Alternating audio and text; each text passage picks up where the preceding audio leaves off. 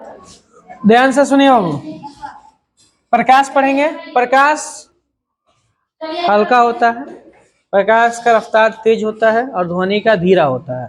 कारण क्या है? तो ध्वनि में बेस होता है। बेस मतलब क्या होता है? भार होता है, और प्रकाश में भार नहीं होता है। ठीक है, अब कैसे हम इसको प्रूफ करेंगे? तो आप लोग बिजली कड़कना देखिएगा, बिजली या लाइट देखिएगा। आप लोग कहीं भी डीजे वजे देखे हैं लोग? डीजे में जहाँ डीजे बज रहा है वहां पे जाके जगह जाके खड़ा जब होइएगा ना, तो वहां का सब सामान देखिएगा हिलते हुए, वाइब्रेट करता हुआ दिखाई देगा। वाइब्रेट करता है, ठीक है। लेकिन लाइट कितना ही तेज सूर्य का प्रकाश हो जाए तो कोई दिक्कत होता है? हाँ। अब सूर्य का प्रकाश जब ज्यादा तेज होता है तो क्या होता है? उष्मा, उष्मा प्रकट होती है। लेकिन जब बेस बढ़ता है तो क्या होता है? वहां का जो जगह है वह हिलना चालू हो जाता है। ठीक है, अब देखिए दोनों, बिजली जब कड़कता है ना तो देखिएगा पहले बिजली दिखाई देता है, माने बिजली का प्रकाश दिखाई देता है, और उसके बाद बिजली का ध्वनि सुनाई देता है। जैसे जब भी प्रकाश पहले दिखाई दे जाए उसके बाद धीरे से धर धर आवाज आता है, तो क्या होता है कि ध्वनि जो है वो ऐसे वेव में चलता है। कैसे चलता है? वेव में। इसीलिए वो जब भी आता है तो झंझनाता है। ठीक है, और प्रकाश कैसे चलता है? तो प्रकाश रे में चलता है। क्या चलता है? रे में। ठीक है, प्रकाश कैसे चलता है? रे में, सीधा। और ध्वनि, ठीक है, वक्र रेखा की तरफ। ठीक है, अब देखिए इसमें क्या अंतर है। इसीलिए वह धीरे धीरे चल पाता है। रेंग के जो चलेगा वो धीरे चलेगा, और जो दौड़ के चलेगा वो सीधे चलेगा। ठीक है, अब गोली है, गोली को ऐसे घूम के नहीं ना जाएगा। गोली जब मार देंगे तो सीधे जाएगा, तो तेजी से जाएगा।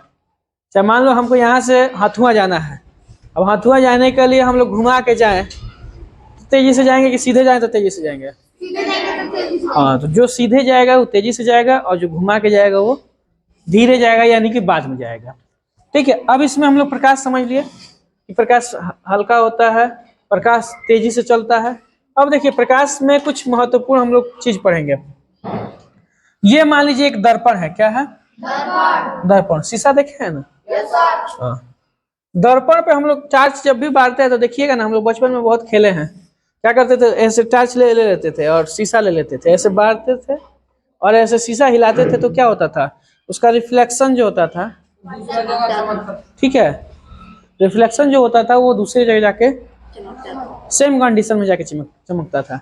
तब उस वही रिफ्लेक्शन के बारे में आज हम लोग पढ़ेंगे। देखिए यहां से मान लीजिए लाइट जलाए हैं, ये शीशा है।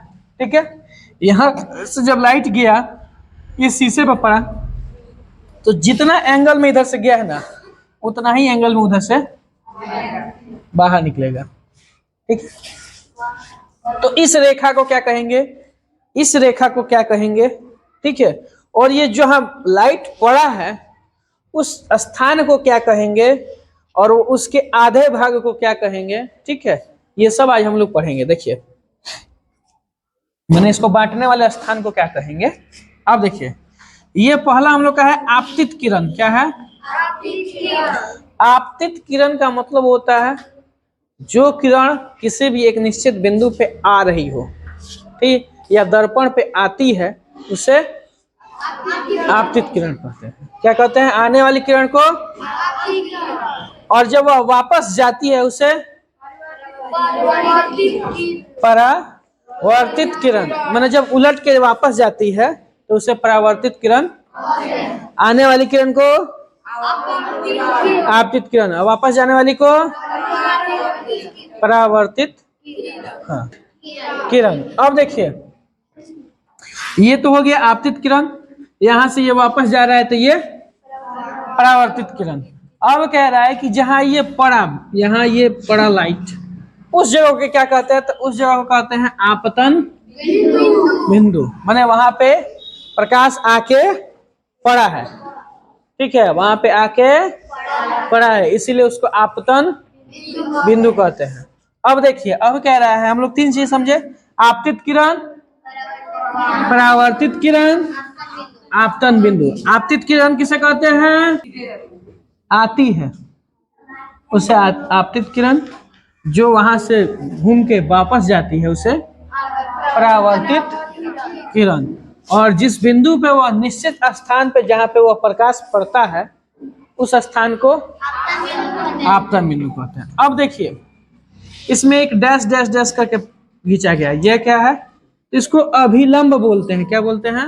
अभिलंब। अभिलंब वैसी रेखा या वैसा बिंदु या डॉट जो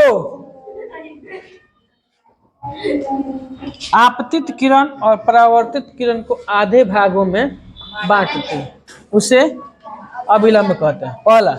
दूसरा हम लोग ये भी कह सकते हैं कि आपतन बिंदु पे खींची गई सीधी रेखा को अभिलंब, आपतन बिंदु से खींची गई सीधी रेखा को अभिलंब, आपतन बिंदु से खींची गई सीधी रेखा को अभिलंब करते हैं। अब देखिए, अब ये जो कोण बना है देख रहे हैं, एक यहां से यहां तक बना है, एक यहां से यहां तक बना है।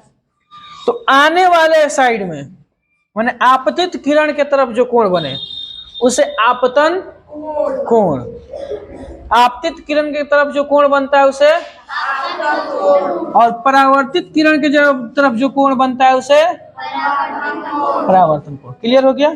आपतित किरण के तरफ जो कोण बने उसे आपतन कोण, परावर्तित किरण के तरफ जो कोण बने वो परावर्तन कोण। ठीक है।